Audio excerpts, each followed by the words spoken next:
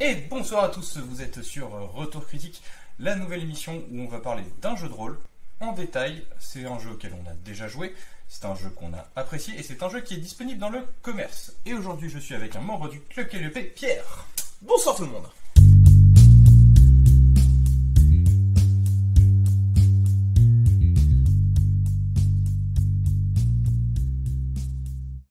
Et donc Terre 2, qu'est-ce que c'est? Donc Terre 2, c'est un jeu de rôle contemporain alternatif, sorti aux éditions Blam en 2018, dans lequel l'histoire avec un grand H ne s'est pas passée exactement de la même manière. Ouah, deux, trois petits détails près. Alors, 2-3 petits détails près, ça se discute.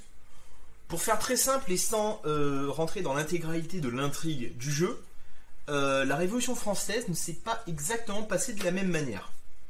Le roi a réussi à sauver sa tête et a permis la création d'une monarchie constitutionnelle de droit divin. Mais est-ce que la Marseillaise est toujours l'hymne national? J'en ai aucune idée. Non précisé. Donc, pour des raisons d'ordre pratique, nous allons partir du principe que la Marseillaise n'est plus l'hymne national. Donc, qui dit pas de révolution française, ou en tout cas une révolution française qui ne s'est pas passée de la même manière, dit pas d'autres révolutions françaises en Europe. Pas de révolution française, pas de premier empire, vu que Napoléon Bonaparte ne deviendra jamais empereur. Pas d'empire, pas de Waterloo, pas toutes ces guerres qui ont existé, pas de première guerre mondiale, pas de seconde guerre mondiale, donc de l'argent qui est disponible, développement des technologies, et on se retrouve donc dans un univers contemporain avec énormément d'inégalités entre les riches et les pauvres, car on a toujours une certaine forme de clergé, noblesse, tiers état. Voilà. On peut autant tomber sur des calèches que sur des voitures volantes. On peut autant tomber sur des télévisions à écran plat que sur des canons à photons. Alors sachant aussi qu'on a le monde a changé. Par exemple, on a les aussi. États-Unis qui sont un pays du tiers-monde. Littéralement. Clairement, l'intégralité du globe n'a pas été découverte, il me semble. Il y a encore des terres inconnues. L'Amérique du Sud s'appelle Terra Incognita dans le sens où ouais, on s'en fout un petit peu. Voilà, c'est un endroit où vont certains explorateurs dont on ramène des objets, des artefacts anciens qui est prisé par certains riches pour des collections personnelles ou des musées. Et donc, dans cet univers, qu'est-ce qu'on joue? Qu'est-ce qu'on nous propose d'interpréter? Alors, on vous propose d'incarner 4 classes. La première classe, ce sont les surdoués. Pour faire très simple, ce sont des genres de Batman. C'est-à-dire qu'ils ont poussé leur capacité humaine au paroxysme. Ils sont par exemple super forts, ils sont par exemple super intelligents, super agiles, mais ça reste des humains. Donc ils ont quand même une certaine limite. Mais pour des humains, ils sont complètement cassés. Du coup, on reste quand même contemporain, il y a majoritairement des humains à quelques petits des twists près. Mais voilà. Le monde est connu pour ces humains, vous n'avez pas joué d'orques, d'elfes et de choses de ce type-là. Ni d'extraterrestres, officiellement. Ensuite, nous avons les manteaux. Les manteaux au sens mental du terme. Car moi, la première fois qu'on m'a dit les manteaux, j'ai pensé aux manteaux. Réellement. C'est vraiment true story. Pour faire simple, ce sont des X-Men. Voilà, avec donc des capacités... Non, pas vraiment des X-Men. Si, c'est comme des X-Men. Ils sont fichés comme les X-Men. Les gens les aiment pas. C'est très codifié. Tu as des pouvoirs paranormaux. C'est beaucoup les X-Men quand même. Mais dans ce cas-là, qu'est-ce qu'on fait des mutants? Ou plutôt des sans-ventres. Ah, c'est pas des mutants. Ce sont pas des mutants? Ce sont des clones. Exactement. Nous avons donc les sans-ventres. Pourquoi sans-ventre? Parce que vu que ce sont des clones, ils n'ont pas de nombril, tout simplement. La particularité c'est qu'ils ont des mutations, justement, à leur disposition. Mutations qui sont évolutives, ils peuvent en avoir plusieurs, ça peut toucher plusieurs parties de leur corps. Ça peut être des mutations qui sont totalement visibles, par exemple une peau écaillée, des modifications du visage, des crocs acérés, etc., ou moins visibles. Et enfin, nous avons les tatoués. les tatoués, ce sont un Les mages. petit peu les mages, les mages sombres de l'univers. Voilà. Disons qu'ils ont des tatouages qui sont faits d'une matière que je ne révélerai pas. Voilà. Spoiler, ça vient pas de la Terre. Et ces tatouages leur confèrent des pouvoirs ésotériques extrêmement puissants et surtout impies. Voilà, ça peut être l'invocation démoniaque, ça peut être faire sortir des os de ses bras, ça peut être la maîtrise du sang. On se retrouve un petit peu avec les pouvoirs qu'on peut retrouver dans Vampire la Mascarade. Pas tous, mais une partie de ces pouvoirs-là, et tout un tas de joyeuseté. Mais en général, déjà que les manteaux ne sont pas très bien vus par la population mondiale, les tatoués, c'est encore pire. Et bon, maintenant on connaît l'univers, on sait un peu quel personnage on va jouer. Qu'est-ce qu'on fait Qu'est-ce qu'on fait dans le jeu? Quel est le but de nos personnages dans ce monde? Très bonne question. De base, à moins que vous n'ayez une inspiration vraiment importante en tant que MJ, les joueurs vont jouer des membres de l'organisation. Qu'est-ce que l'organisation? C'est une sorte de société secrète qui existe depuis un certain temps, dont le but est de maintenir la stabilité dans ce monde. Il faut savoir qu'il existe des forces qui cherchent non pas à détruire le monde, mais à acquérir toujours plus de pouvoir. Et cette force, ce sont les industries graves. Mais pareil, disons qu'il est assez difficile de rentrer dans les détails, mais pour faire très très simple, imaginez LexCorp, une multinationale extrêmement puissante qui a plein de petites sociétés derrière, dans tout un tas de domaines, et qui maîtrise un petit peu beaucoup de choses. Et donc les joueurs vont chercher à contrecarrer leurs différentes actions. Illuminati vs franc-maçon. J'approuve. Non mais on voit. On joue des personnages supérieurs aux autres, clairement, dans un univers très énormément réaliste, avec énormément de disparités. Et donc on va jouer des membres de sociétés secrètes et on va comploter de façon à faire tomber les sociétés adverses.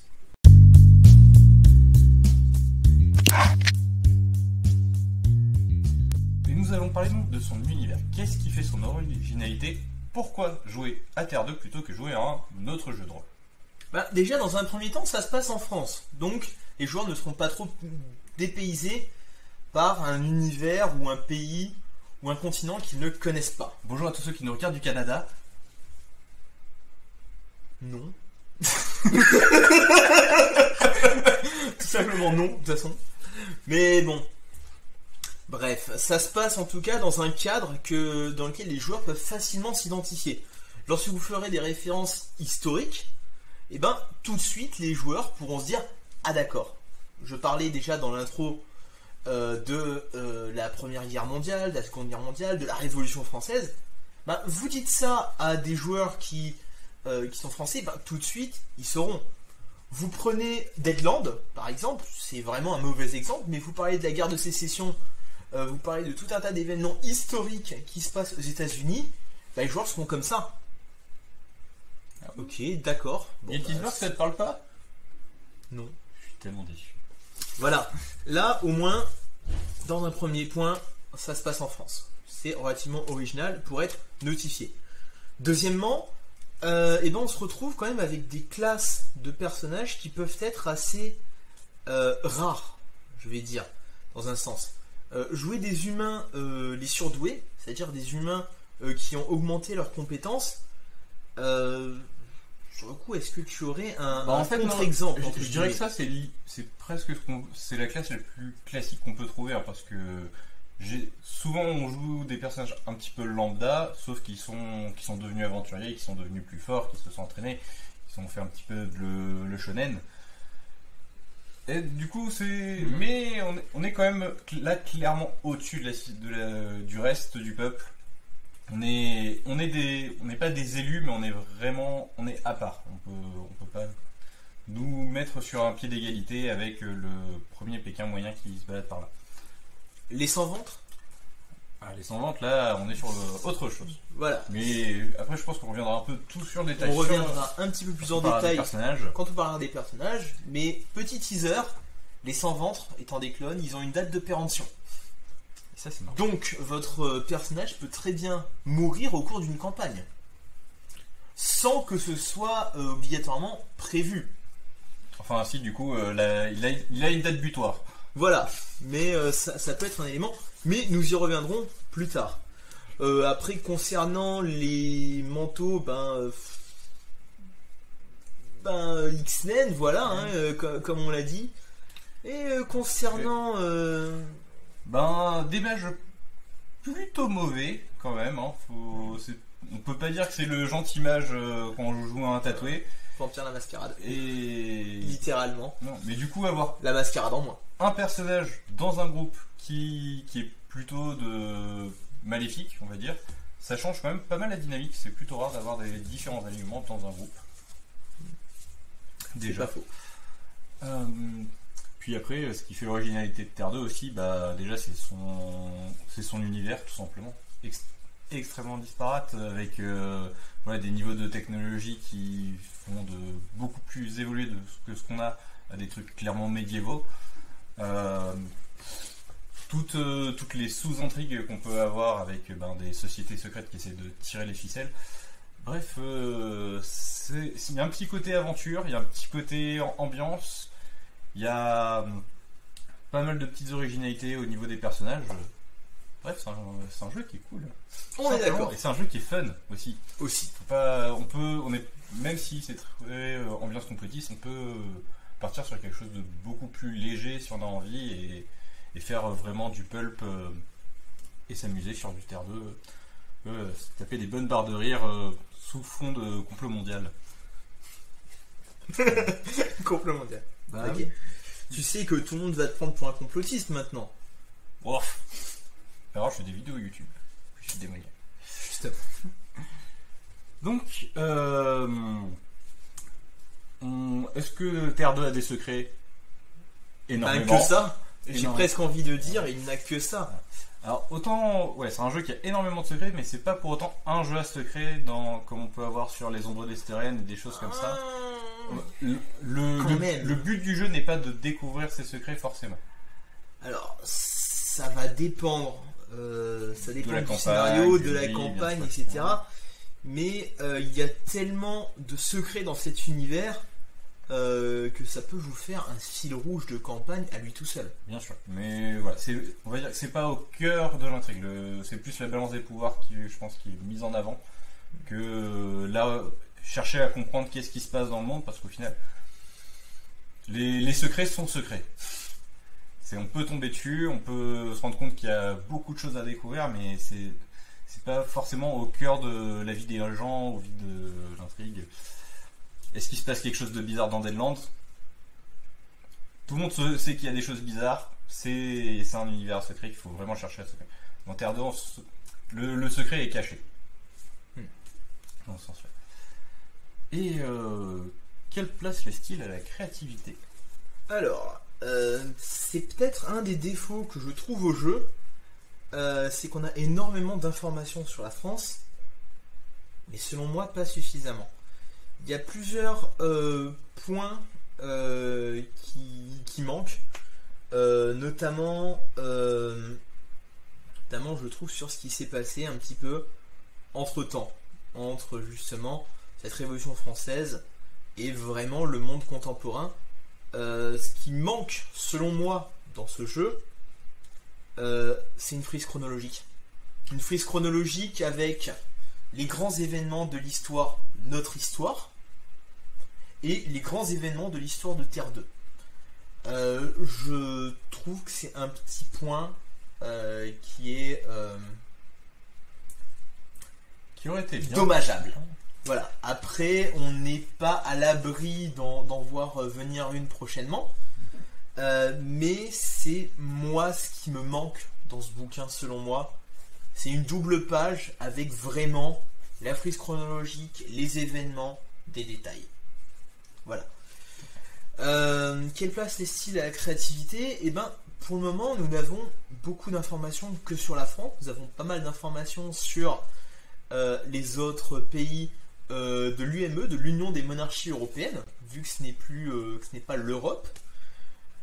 Et on se retrouve avec beaucoup d'absence d'informations concernant l'Asie, concernant l'Afrique, concernant les États-Unis, concernant donc l'Amérique du Nord, l'Amérique du Sud, ce qui peut permettre éventuellement à quelqu'un de vraiment motivé de créer son propre cadre de campagne ailleurs qu'en Europe. Voilà. Ça typiquement, je pense qu'il serait très facile dans ce jeu de créer un arc scénaristique de 3-4 sessions qui se passerait en Terra Incognita, avec justement les héros qui seraient envoyés là-bas, car ils ont appris que les manufactures graphes, donc comme je disais, qui sont un petit peu les grands méchants de cet univers, comploteraient à récupérer un artefact mystique, et il y a vraiment moyen d'adapter quelque chose là-dessus.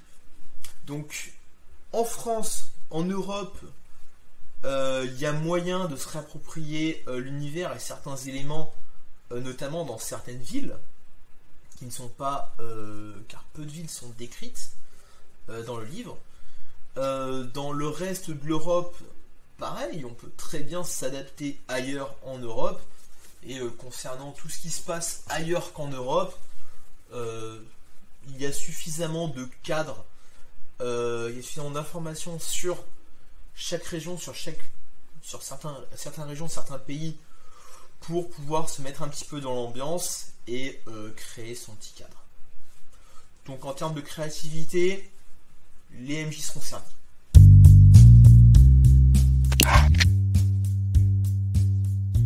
Et donc on va parler du système de jeu. Déjà, est-ce qu'on a un système de jeu qui est générique ou au contraire un système de jeu qui est conçu spécifiquement pour ce jeu?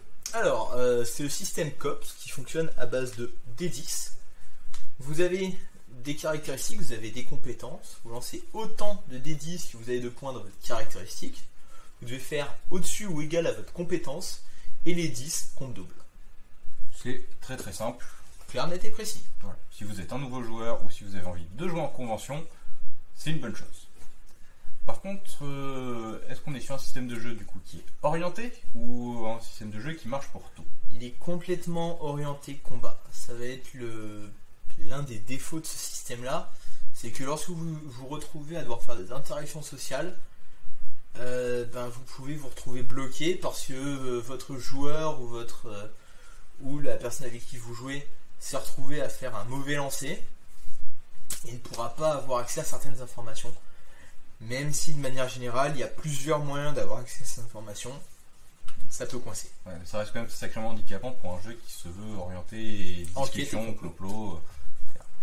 Par contre, apparemment, ils ont quand même vu le problème et ils ont cherché à améliorer le truc. Ils ont fait une petite correction dans le dernier supplément qui est sorti en juin ou juillet 2019. Supplément gratuit. Supplément gratuit, bien entendu.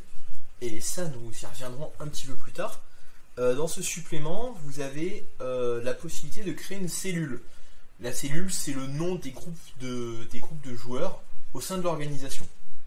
Premièrement, donc ça peut vous apporter des petits bonus à certains moments.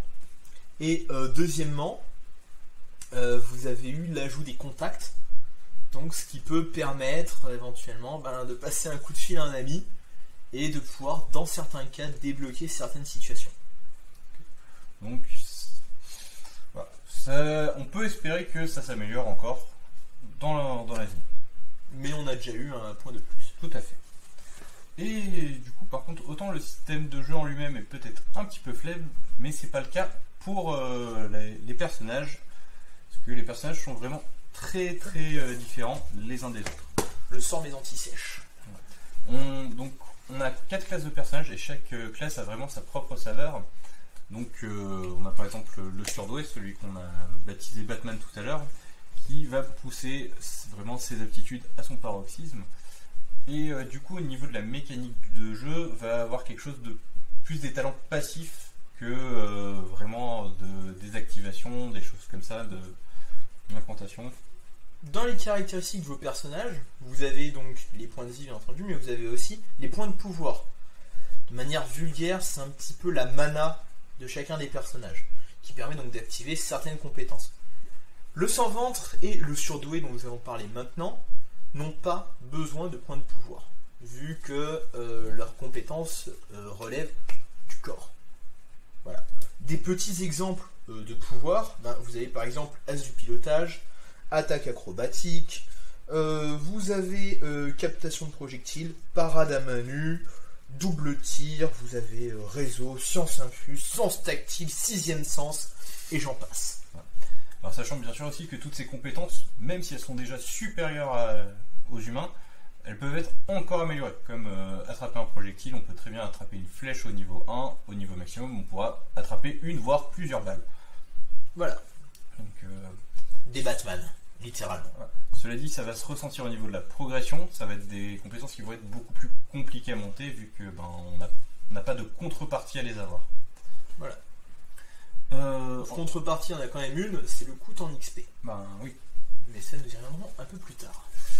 Ensuite, nous avons donc les sans-ventres. Les sans-ventres, ils ont une histoire assez particulière dans le jeu, étant donné que ce sont des gens qui ont été créés de façon ingéniuriquement pour faire tout ce qui va être les gros travaux, donc les ouvriers du bâtiment, les ouvriers de plateforme pétrolière, les métiers dangereux, techniciens de surveillance nucléaire. Bref, donc ça va être des gens créés sous éprouvette, avec des mutations adaptées au travail qu'ils ont à faire. Et donc on va pouvoir jouer ce type de personnage, sachant qu'on sort juste d'une nouvelle période où au début c'était vraiment considéré comme des outils, les sans-ventres, voilà. Et qu'à présent c'est considéré comme des gens. Alors, petit exemple que je vais prendre. Alors j'ai pas du tout je me rappelle plus exactement de toutes les informations, mais au Moyen-Âge il y avait eu un jugement pour savoir si les Indiens d'Amérique possédaient ou non une âme. Ça a été jugé par le clergé, et le clergé a décrété que les Indiens possédaient une âme, et donc étaient des humains normaux. Dans le jeu, nous avons l'église de l'Unique, qui est un petit peu une religion unique. En fait, ils ont réussi à unir toutes les religions sous une seule et même bannière. Et cette église a décrété un petit peu de la même manière que les sans-ventres étaient des humains comme les autres. Et ainsi, on a eu une certaine libération, une certaine émancipation de ces derniers. Sachant que du coup, on a quand même un peu une forme de racisme passif qui reste vis-à-vis de ces gens. Ils nous volent notre travail. Donc voilà, là on va avoir des personnes qui sont fortes mais qui sont au-dessus de la moyenne parce qu'ils ont été développés comme ça, donc ils vont avoir des musculatures incroyables, ils vont avoir extrêmement de résistance. On peut avoir par exemple parmi les compétences le cri paralysant, tout simplement. Alors je sais pas à quoi ça sert dans la vraie vie, mais il y a des mecs qui sont dit, il y a un métier où on a besoin d'un gars qui, quand il crie, tout le monde ferme sa gueule. Ça peut être par exemple en tant que agent de sécurité. J'ai envie de te dire, tu te fais crier dessus avec un cri paralysant, tu bouges plus, on t'attrape, on te sort. Voilà. On a par exemple tout simplement, constitution solide, empathie animale. Ça peut être pour dialoguer avec les animaux ou éventuellement faire des missions de reconnaissance. On a jet de flamme, coup puissant, mimétisme pour se transformer, ou même récupération par exemple. Donc là on est vraiment sur des attributs physiques qu'on peut voir sur la personnage. S'il a une queue, on la voit forcément. Queue préhensible, ça fait aussi partie des mutations. Et par contre là encore au niveau de l'expérience ça va être un petit peu plus compliqué, étant donné qu'il va falloir passer sur le billard pour pouvoir acquérir de nouvelles mutations, pour qu'on puisse se faire greffer différentes choses pour devenir plus fort, plus incroyable. Ensuite les tatoués. Alors donc les tatoués, ce sont un petit peu la faction underground du jeu. Ils vivent un peu reclus, cachés des autres, en communauté. Et ils vont faire tout un tas de rituels et de messes plus ou moins noires afin d'utiliser leur pouvoir, sachant que leur magie est liée au sang, donc ils vont devoir faire des sacrifices de points de vie en plus des sacrifices de points de pouvoir. Ils vont devoir sacrifier de leur propre sang pour pouvoir utiliser leur pouvoir. C'est pas du genre à ou le sang des autres selon. Mais on n'est pas sur du sataniste de bas niveau, aller sacrifier des chats dans les égouts. Pas du tout. On va plus être à sacrifier des manteaux dans les égouts. Exactement. Ce n'est pas du vécu. No. Donc voilà, là on est vraiment sur. Là on va utiliser les PP. On va avoir une magie qui a un coût en plus du coup en magie, donc il va y avoir un coût physique, ce qui fait qu'on va avoir des choses qui sont quand même assez puissantes comparé à ce qu'on peut avoir de l'autre côté, sachant qu'en plus c'est des personnages qui ont des traits physiques marqués vu qu'ils ont ces fameux tatouages, donc ils sont facilement reconnaissables et il y a une certaine crainte autour des tatouages. Au niveau des tatouages, on peut trouver par exemple Doppelganger qui permet tout simplement de se dédoubler, arme corporelle, j'ai envie de dire, faire sortir une épée en os, ça fait toujours plaisir. Nous avons érosion, tout simplement, on touche, ça érode. Nous avons invocation, qui permet éventuellement d'invoquer des petits démons venus de l'outre-monde, qui va du diablotin jusqu'à Abaddon. Les vrais connaîtront. Toucher infernal, passager de l'ombre, qui permet de se glisser sous les portes, etc., etc. Il y a du choix. Et finalement, on a donc les manteaux. Exactement. Alors, les manteaux dans le monde, donc c'est comme on l'a dit précédemment, c'est des mutants, donc au final, c'est des gens qui ressemblent un peu au commun des mortels, sauf qu'ils ont des pouvoirs mentaux psychiques, et ils vont pouvoir faire des choses assez incroyables.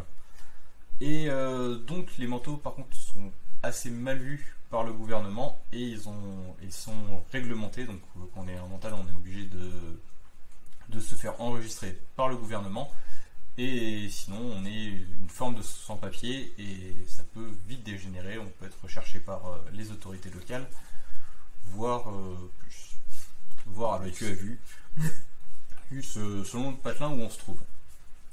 Voilà. Au niveau des pouvoirs, on a bouclier psychique ou de matière, contrôle d'esprit, déjà vu qui est une sorte de pouvoir prémonitoire. Non, pouvoir prémonitoire c'est médium, déjà vu c'est autre chose. Illusion, lévitation, pyrokinésie, etc., etc. Ils ont quasiment 10 pages de pouvoir. Il y a le choix. Donc du coup c'est vrai que là on a des classes de personnages qui sont très variés, qui ont vraiment des traits marqués sur lesquels on peut s'amuser, qui ont aussi une vue vis-à-vis de la société qui n'est pas la même, donc qui est intéressante à jouer. Et donc c'est cool. C'est pas fini parce que nous avons aussi les avantages et les désavantages. Ouais. Bon après ça on va dire. C'est du classique. Ça c'est classique, il y en a quand même, c'est adapté plus. Il y en a 4, je pense qu'il faut mettre en avant. Ce sont les 4 qui sont liés à chacune des classes. Par exemple, vous avez donc les surdoués. Ils ont tous un désavantage de base, c'est le désavantage narcissique. Ils sont sur 2, etc. Ce qui peut potentiellement leur causer problème. Ils ont un avantage qui leur permet de contrer ce désavantage. Et cet avantage... C'est angélique si je ne m'abuse. Non. Surdoué, c'est... humilité. Ça ce qui permet de garder un petit peu la tête froide. Pour les manteaux, ils sont tous censés être fichés. Il y a l'avantage non fiché. Ce qui permet d'être un peu plus tranquille. C'est fiché ou non fiché? Je ne sais plus. J'ai pas révisé avant. Non fiché. Donc ils sont censés être tous fichés. Et l'avantage c'est non fiché. Donc ça peut permettre de passer certains contrôles de police et des choses comme ça. Nous avons ensuite les clones. Il y a clones de luxe. Comme je disais, les clones ont une durée de vie Donc ça peut leur poser problème au cours d'une campagne, au cours d'une partie. Ils peuvent être tentés, on peut leur dire hey, tu trahis ton équipe et tiens, la petite fiole qui va te permettre de devenir un clone de luxe.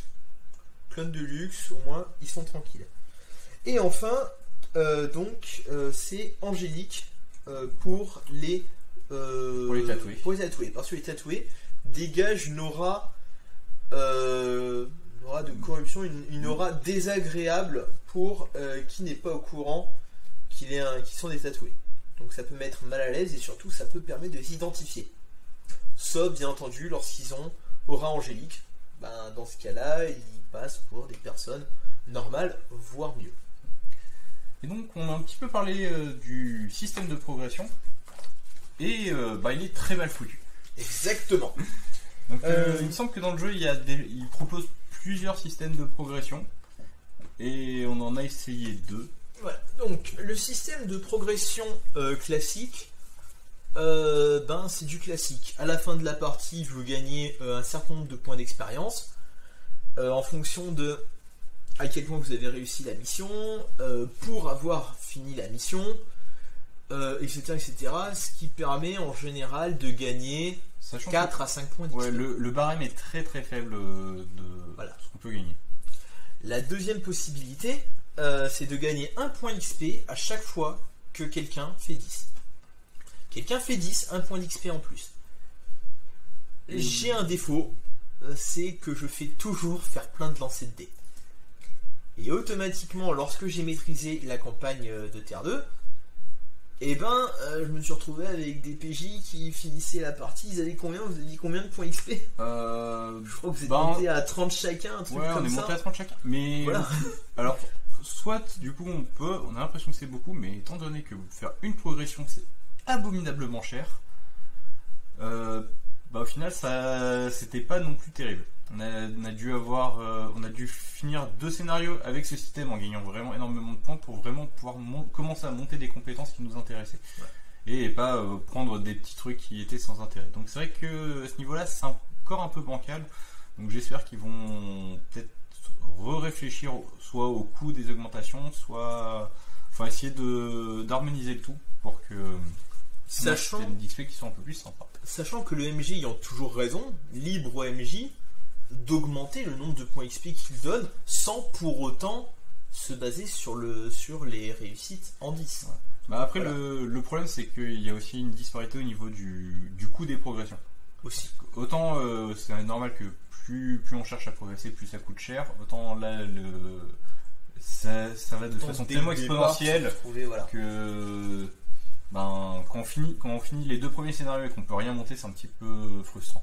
Sachant qu'on peut se retrouver avec des combats. Premier combat du premier scénario, vous avez failli vous faire exploser.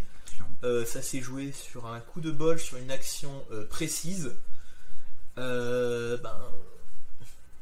Voilà. Je n'en dirai pas plus histoire de ne pas raconter la fin du premier scénario. Mais si un jour vous maîtrisez Terre 2 ou quelqu'un vous maîtrise le livre de base de Terre 2, vous allez arriver face à un monstre, pas au sens créature monstrueuse, mais au sens d'ennemi qui est vraiment cassé, et potentiellement c'est là où vous vous retrouverez avec votre première grosse difficulté. C'est vrai que de ce côté-là, l'équilibrage est un petit peu bizarre. Voilà. Peut-être qu'un rééquilibrage du jeu peut être nécessaire, selon moi. C'est encore là où on voit que le système de jeu est malheureusement pas vraiment très très adapté à ça, et c'est un petit peu dommage. Voilà.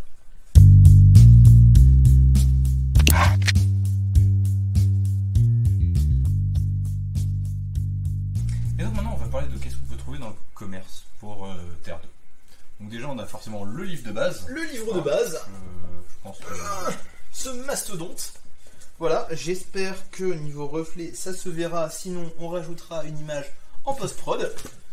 Hop, et donc ce magnifique livre de base. Ouais. Qu'est-ce qu'on a dans le livre de base? Alors, nous avons une partie livre du joueur qui est composée de quasiment 150 pages, qui permet de savoir déjà, tout ce qu'il y a à savoir et pour la création de perso. Bah, surtout, on va avoir la présentation de l'univers aussi qui est dedans, donc la création de perso, le système donc des pouvoirs, etc.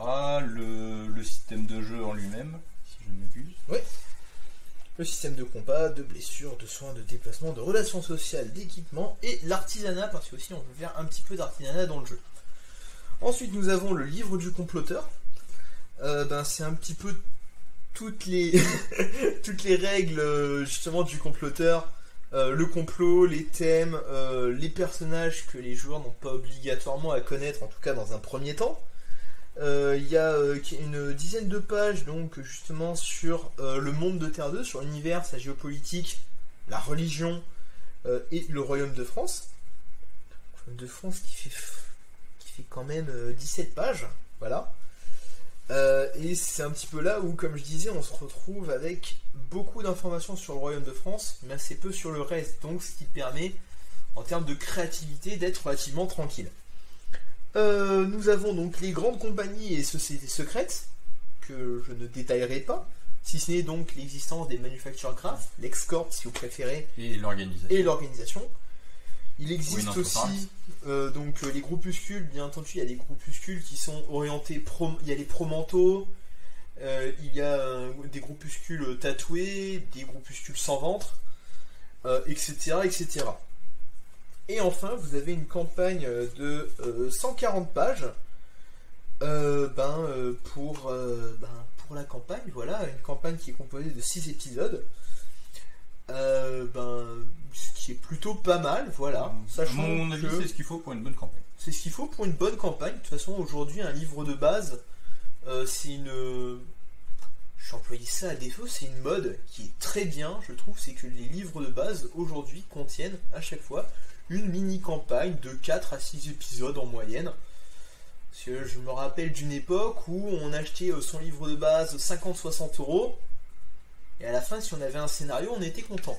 Alors après, il faut aussi dire que à l'époque, les systèmes de jeu, souvent, ils étaient beaucoup plus compliqués. Et les systèmes d'expérience, beaucoup plus compliqués. On est d'accord.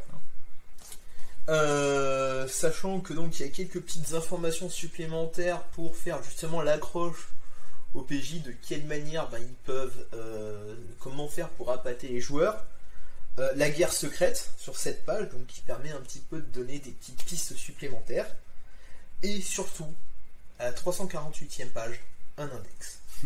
Mais un point qui fait aussi la force de ce livre de base, c'est ce que je vais appeler le contenu fictionnel. C'est-à-dire que vous avez parfois, ça va pas se voir, mais j'essaye quand même, des petites pages sur fond bleu comme ça, qui sont du contenu tel qu'on pourrait le trouver si on était dans l'univers de Terre 2.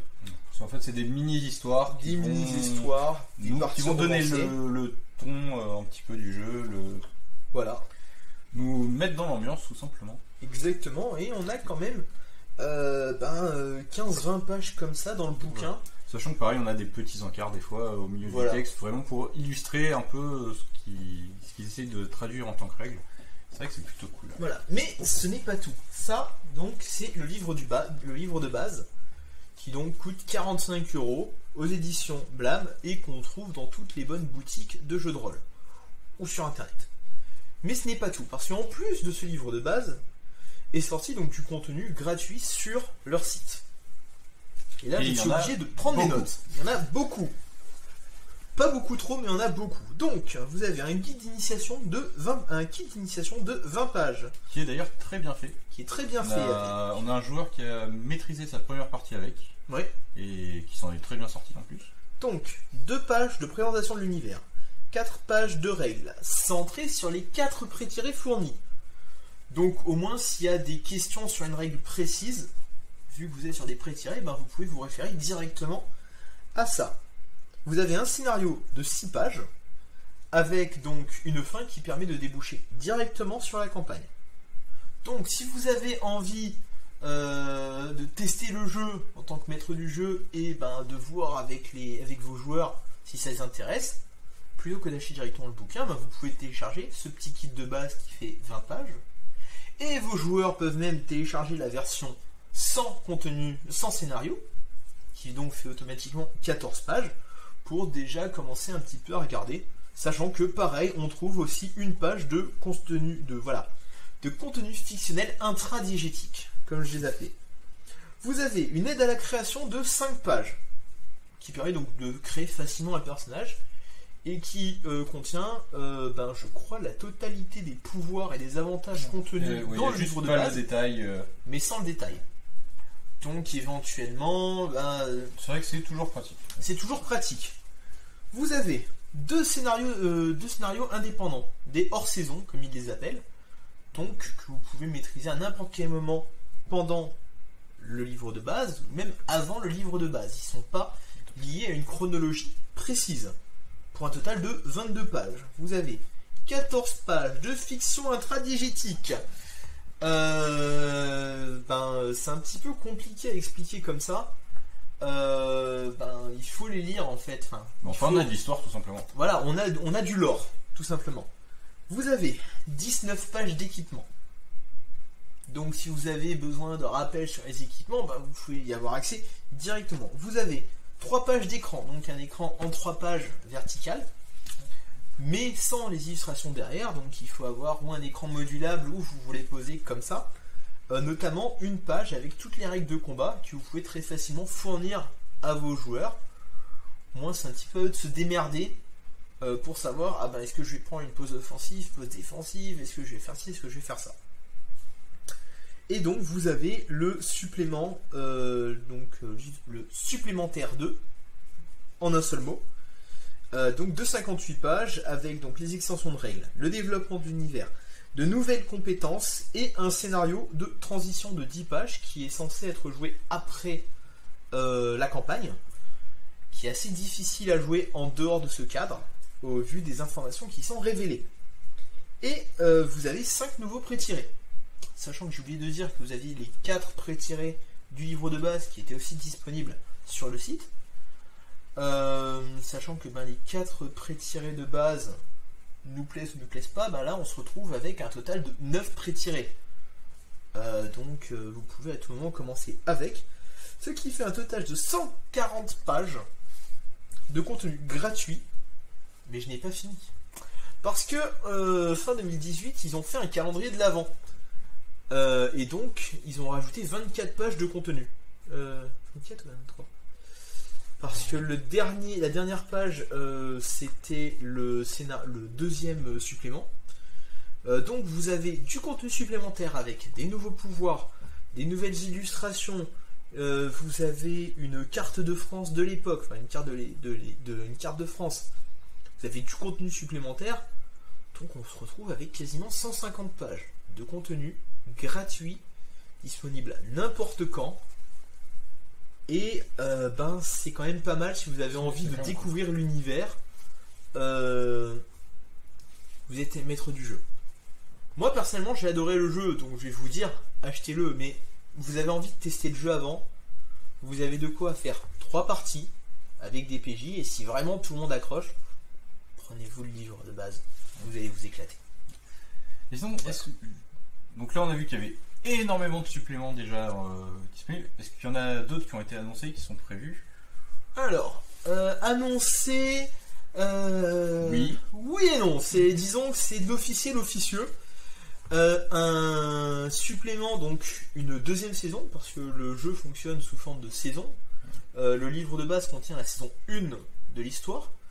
Une saison 2 est prévue. Dernière nouvelle était en cours de rédaction et un financement participatif aurait dû être lancé en juin-juillet, mais au final, pour des raisons que j'ignore, elle n'a pas encore été lancée.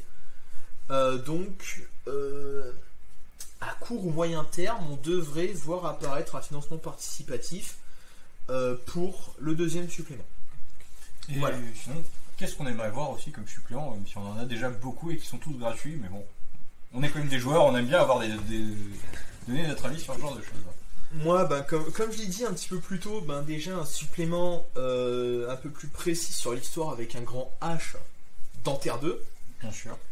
Des détails un petit peu plus précis sur les différents pays et différents continents. Éventuellement, qu'est-ce qu'on pourrait y trouver, quelle peut être la culture. Qu'est-ce que je pourrais aimer d'autre? De toute façon, automatiquement, une deuxième saison. Bien sûr. Voilà. Après, le livre de base est quand même bien fourni. Moi, je pense que ça a été clair. J'aimerais bien avoir un meilleur système d'expérience. J'aimerais avoir de plus belles fiches de perso parce que je les trouve dégueulasses. On va essayer de les montrer à l'écran. Voilà. Sachant que vous retrouverez peut-être dans la description, mais peut-être pas les liens des fiches de perso personnalisées qu'on a fait pour Terre 2. Je le retrouve. Sinon, qu'est-ce qu'on aimerait avoir? Peut-être un peu plus de détails des fois sur la technologie. Qu'est-ce qui se fait ou non. Je pense que ça va être dégueulasse. Je te laisserai ajouter ici une fiche perso. Voilà. Sinon, qu'est-ce qu'on aimerait avoir? Je pense qu'on est déjà pas mal. Hein. Au final, il donne vraiment déjà beaucoup de choses. Donc, on est plutôt bien. Voilà. Qu'est-ce qu'on en pense de Terre 2? Donc, notre critique, maintenant qu'on a vraiment bien présenté le jeu. Donc déjà, à qui ce jeu peut plaire et à qui ce jeu risque de déplaire? C'est toujours une question qui n'est pas facile. Déjà, c'est un jeu qui, je pense, plaira aux amateurs de jeux d'enquête. Voilà. Déjà, clairement, c'est un jeu qui leur plaira. Parce qu'en plus d'avoir de l'enquête à chaque scénario, il y a quelque chose d'encore plus grand autour. Typiquement, pour les fans de longues campagnes de Cthulhu, je pense au masque, je pense à des gros trucs. C'est pas du même niveau, que ce soit clair. Et je pense qu'ils pourront quand même trouver un certain plaisir à avoir ces petits indices disséminés par-ci par-là. C'est vrai qu'au final il y en a un petit peu pour tout le monde parce qu'il y a quand même il y a ce côté action qui est très présent, mais il y a aussi ce côté enquête, il y a ce côté secret à aller découvrir. Les joueurs qui voudront de l'action auront des super combats avec des super mécaniques de combat. Les joueurs qui voudront de l'enquête auront des super enquêtes avec les petits détails cachés au fur et à mesure pour pouvoir trouver ce qu'il y a derrière le complot. Ceux qui cherchent un univers, ils auront quand même pas mal de possibilités, que ce soit en tant que joueur ou en tant que maître du jeu. Voilà, parce que jouer avec l'histoire avec un grand H, c'est toujours plaisant. Après, c'est vrai que c'est peut-être un des trucs qui peut moins plaire, c'est justement cet univers contemporain, un petit peu alternatif, qui n'est pas forcément du goût de tout le monde, parce qu'on a quand même une certaine forme de magie, et c'est vrai que sur certains contemporains, on préférait avoir des choses plus réalistes. Mais au final, je pense que c'est un petit peu les seuls qui pourraient trouver quelque chose à retirer sur Terre 2, même si encore une fois, le système de jeu laisse quand même pas mal à désirer à mon goût. Après, je pense que il y a peut-être moyen. Après, je n'ai pas essayé, mais il y a peut-être moyen de le refaire avec Your One. Oui, on peut toujours réadapter, mais bon, si en l'état, voilà. En l'état, ça reste jouable. Sinon, est-ce que c'est plutôt orienté one shot ou orienté campagne? On peut très bien faire du one shot. Faire du one shot ne pose aucun problème. Mais comme beaucoup de jeux, il prend toute sa dimension dans une campagne.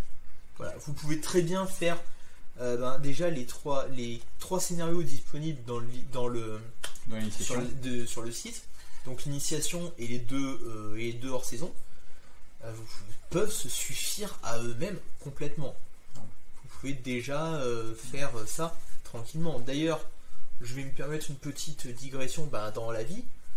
Le hors-saison numéro 1, j'ai eu l'occasion de le jouer de nombreuses fois, mais surtout, c'est l'auteur qui me l'a maîtrisé lors du Festival du Jeu de Cannes de 2017 2000 quelque chose, voilà. Et je me rends compte que je me suis peut-être trompé et que le livre est sorti en 2017. Le livre est sorti en 2017, bref, il y aura une petite correction, je pense. Mais bon, c'est l'auteur qui me l'avait maîtrisé. Et le jeu, à un moment, se passe dans un train. temps chronométré, il y avait le petit train, les petits personnages, ça peut te paraître tout con. Mais je vais me permettre une critique rapide sur les scénarios. Les 3 scénarios sont excellents. Vous avez envie d'initier quelqu'un à du jeu de rôle, vous ne prenez pas le premier scénario, parce que le premier scénario est typiquement une introduction, vous prenez le deuxième. Lors saison numéro 1, vous allez vous éclater en tant que maître du jeu, les joueurs vont s'éclater en tant que joueurs. C'est tout ce que j'ai à dire. Rapidement, petite digression, revenons-en donc orienté one-shot campagne.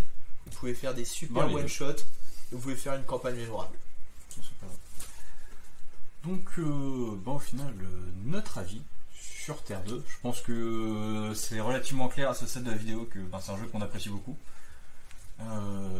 Il y a des choses qu'on pourrait revoir, mais au final, c'est pas grave parce que c'est pas vraiment le fond du jeu non plus. Donc Terre 2, c'est bien, achetez-le.